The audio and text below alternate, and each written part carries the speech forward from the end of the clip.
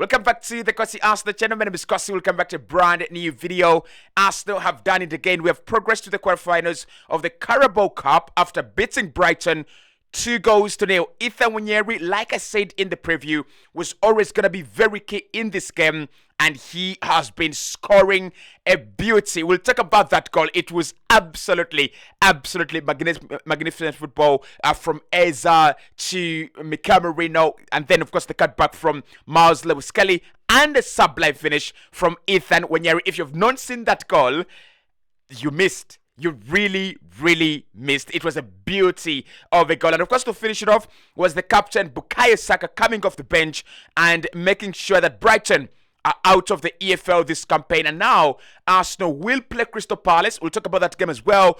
We'll play Crystal Palace in the quarterfinals at the Emirates Stadium. Bloody hell, we are lucky. We have already played Palace this season, and it wasn't an easy game. Navi performance. Very Navi performance. But Arsenal will take on Crystal Palace then in the quarterfinals of the EFL Cup, and then see if we can progress to the semi-finals and the final as well. Obviously, the other teams that are still in the competition, Man City is still there. Newcastle, I believe, are still there. You have Arsenal, you have Crystal Palace, and Chelsea. The other teams, Liverpool, of course, were knocked out yesterday by Crystal Palace. Manchester United are out of the competition already as well. So maybe Arsenal could go on and try and win some silverware earlier on in the campaign. Hit the like button, subscribe to the channel as well. If you watch the game, let me know who was your man of the match, because listen, Mikel Arteta did make a couple of rotations, and I loved it. I loved the performance from Christian Nogard in particular. Held the midfield very well. Brighton are not so good. I don't want to lie. I said it yesterday, and I will say it again. Brighton are not very good. I watched them against Manchester United, and I was really skeptical about the confidence in that team, and also about just generally about the tactics that Fabian Hasler is deploying at Brighton right about now. United just kind of played through them. United harassed them into so many mistakes. And yesterday, again, for me, they didn't show up. It's a game where I want to give Arsenal a lot of credit, but this is a team that had Nwaneri, and we had Max Downman. We'll talk about Downman. I had a good game. I love Max Downman, really. I really do. Of course, as a starting, and then you had Mikel Arteta, Christian Nogard in midfield. It was a light team. It was a light Arsenal team, and the point was rotation, but we eventually looked very comfortable. So Fabian Hasler, before we get into the Arsenal stuff, he's got to check that team. He's got to check his performance. He's got to check his tactics. That team, Brighton, has got enough good players to appear like that. They look like, they look lost. That is the truth. But let's talk about Arsenal.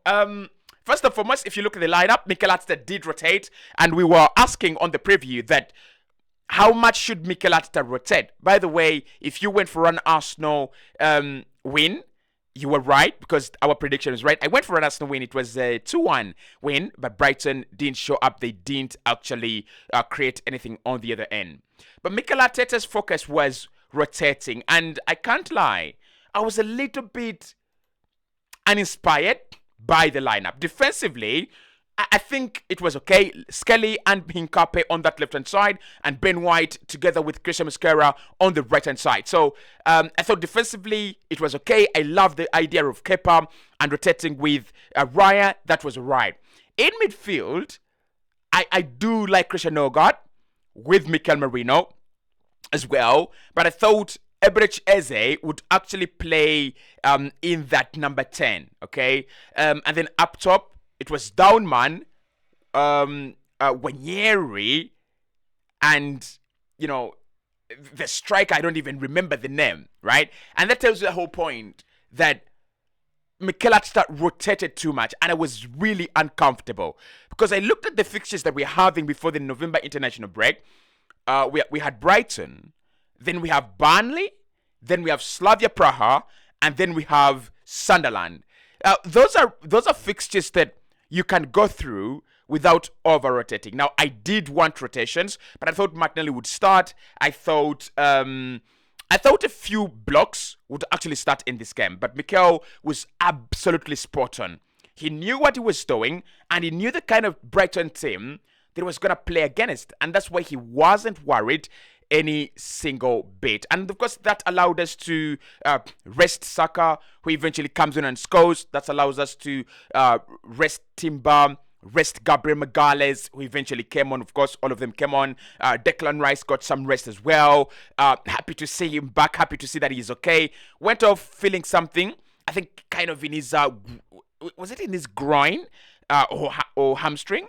That was in the Crystal Palace game, but he came back and he was absolutely fine. So there is something Arne Slot talked about after his game against Crystal Palace in midweek, and he said many teams right now can make many changes. Like, they've got a bigger squad depth. He talked about Chelsea and he talked about Manchester City.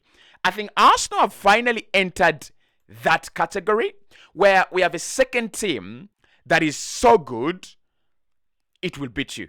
Like, it's as simple as that. I don't even want to say more. Like, we have a second team, it is so good, it will beat you. And in that second team, I believe Noni Madueke is part of that second team. I believe Kai Havertz is part of that second team. If you have two strikers, Kai Havertz and Gyökeres, one should be part of the second team. And either Trossard or Gabriel Martinelli, I believe, is part of that second team as well. Okay? So, this Arsenal team has got an attack of the second team that comprises of Madueke, Havertz, and maybe Gabriel Martinelli. That is your second team. In midfield, you have got Christian Nogard, Mika Marino, and let's say Ethan Nwaneri. That is beautiful. That is really, really good. Like, once we qualify for the Champions League, you can start playing this team in the remaining games. I'm not saying against Bayern, don't do it. I don't want embarrassments. But you get the point. You get the picture. Arsenal built a healthy squad that is competitive internally, but also competitive externally, right? And that, like I said during the preview, that allows you to go and challenge for almost each and every silverware. Odegaard was talking about the Carabao Cup, and he said it's a chance for you to win silverware earlier on in the campaign, because what it does, it's a competition of very few rounds. You play the third round and the fourth round, and then you're on the quarterfinals. If you win the quarterfinals, you're in the semifinals, and that's the end of the competition.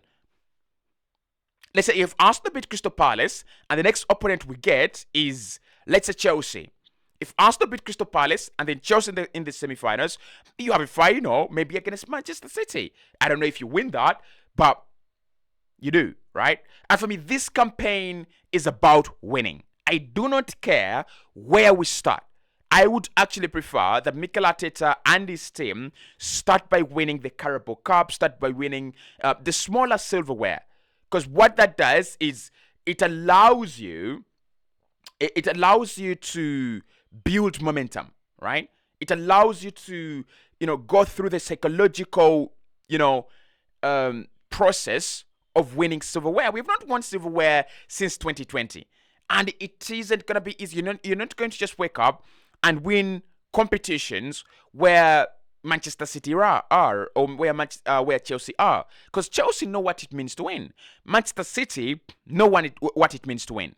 So if you're going to win, if you really want to win, right? Arsenal is the only team in the Big Six that have won nothing since 2020. Spurs have won the Europa League, and I think they won some small cup with Ange Postecoglou, right? No, it was Ange Postecoglou that won them the Europa League, right? Wasn't it? But I think they have the Carabao Cup or something like that. Chelsea, we know what they've done. They're champions of the world right now. Manchester City, what can I say? Liverpool, what can I say? So it's Arsenal only that have won nothing since we won the FA Cup in 2020. And that has got to change. And if it means changing by first winning the Carabao Cup, let's go for it. These were the key outstanding performances for me in this game. I'll start off with Max Downman. Good game. He's a good lad. He's a very, very young player, but you can see he's very, very proactive. I love players that always play on the front foot. I love players that want to go forward. That's why I love Eze very, very much. The other player I loved was Christian Nogard in that midfield. Like, he plays like a boss, doesn't he? There were a few Navi passes here and there, but I just love this guy. I just love Christian Nogard. Like, he plays like a total mafia boss. Like, you know, Pablo, right? He plays like Pablo. He's in that midfield and he doesn't care. Like, he doesn't care. And he's playing around Carlos Baleba. Baleba is a very, very good talent. And he's playing around the likes of Max Pfeiffer. And he doesn't care. He really, really doesn't care. And he's kind of press resistant. He's got this aura on him. For me, my man of the match, for me, I'm just going to go with Christian Nogard. I love him. I really do. But Wanyeri had a good game. You could give it to Ethan Wanyeri. Had a good game. Very, very... he's a very attacking player, isn't he? Mikel Marino had a good game as well. And now on to Crystal Palace. Let's see what comes out of that. It's at the Emirates Stadium. That is the advantage. Gives you an extra push, right? Because in the quarterfinals, then I believe Arsenal will be away from home. So let's say you've been sent to the Stamford Bridge or you've been sent to the Etihad, right? But I don't want to go to the Selhurst Park this early campaign. They are brutal. They wounded that Liverpool limping side. They wounded them. Ismail Issa and Yerry Pino getting onto the score sheet, and Liverpool are out of the competition. So, for me, right now, we focus on to the next one, which is Burnley. Arsenal should be able to beat Burnley, get maximum points against Slavia Praha in midweek, and also seal the deal against Sunderland before we go into the international break. See you soon. Make sure you do sign up with Champion Bet, guys. We are still giving you that offer. We are providing 3,000 free to bet with. All you have to do is go onto the Champion Bet website, register, right? Get a new number, get your MTN number, get your Airtel number, register. The promo code is Cossy 3000, COSY 3000. Once you put that promo code, 3,000 free bets, and you're able to bet. It's as simple as that. Why not? See you now. See you later.